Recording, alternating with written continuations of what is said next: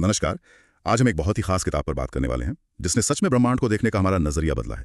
Call Sagan की Cosmos. हाँ बिल्कुल, एक कालजयी कृति कह सकते हैं। और देखिए, हमारे पास इसी किताब की एक डिटेल्ड समीक्षा है। अच्छा। तो आज हम यही समझने की कोशिश करेंगे कि भाई 1980 में आई ये किताब और वो टीवी सीरीज भी थी साथ में, आज भी इतने सालों बाद भी क्यों इतनी अहमियत रखती है विज्ञान संचार में। सही कहा।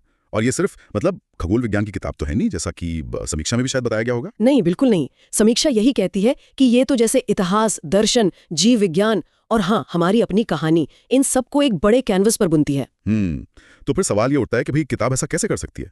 कैसे वो हमें अपने वजूद के बारे में, ब्रह्मांड में अपनी जगह के बारे में इतना गहरा सोचने पर मजबूर कर देती है? यही तो इसकी खासियत है। इसका जो दायरा है ना, वो कमाल का है। समीक्षा में यही हाईलाइट करती है। जैसे सेगन हमें बिल्कुल शुरुआत से ले जाते हैं, मतलब बिग बैंग से। फिर पृथ्वी पर जीवन कैसे पनपा, वो पूरा सफर। हाँ। और फिर मानव सभ्यताएं कैसे बनी, कैसे गिरी, और भविष्य की तरफ भी देखते हैं, जैसे तारों के बीच यात्रा करने की संभावनाएं, या कहें कि ब्रह्मांड में और कहीं जीवन है या नहीं।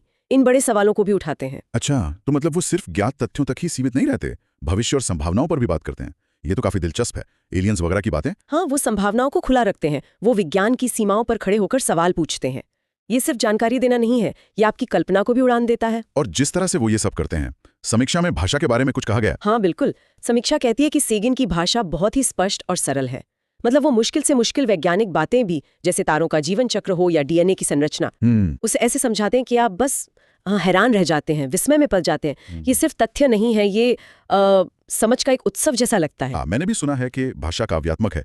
ये कैसे होता है कि वैज्ञानिक बातें इतनी खूबसूरत लगें? ये सेगन का जादू है शायद। समीक्षा बताती है कि वो विज्ञान को न सिर्फ आंकड़ों या समीकरणों में नहीं बांधते, वो उसे इंसानी अनुभव से जोड़ते हैं। अच्छा। वो मिसालों का इस्तेमाल करते हैं, ऐतिहासिक किस्से सुनाते हैं, जैसे वो अलेक्जेंड्रिया के महान पुस्तकालय की कहानी। हाँ, वो तो बहुत मशहूर है। वो सिर्फ एक ऐतिहासिक घटना नहीं रह जाती, वो ज्ञान के खोने का दुख, उसे बचाने की जिम्मेदारी का प्रतीक बन जाती है। उनका लिखना आपको सोचने पर मजबूर करता है कि भाई, इस विशाल ब्रह्मांड में हम हैं कौन, हमारा मकसद क्या है। और शायद इसी नजरिए ने इसे इतना प्रभावशाली बनाया है ना?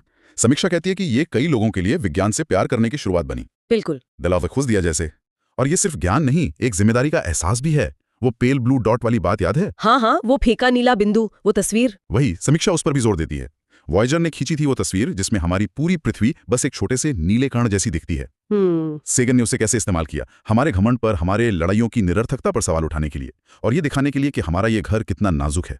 ये विज्ञान के जरिए एक गहरा दार्शनिक सबक था। तो अगर हम समीक्षा के हिसाब से इसकी ताकतें गिने, तो पहला, मुश्किल चीजों को आसानी से समझाना। दूसरा, वो कमाल की लगभग कविता जैसी भाषा। और तीसरा, विज्ञान को इतिहास, दर्शन, संस्कृति से जोड़ना। हाँ, और नतीजा ये कि ये पढ़ने वाले में एक जिज्ञासा जगाती है और ब्रह्मांड के सामने एक विनम्रता का भाव भी लाती है। बिल्कुल।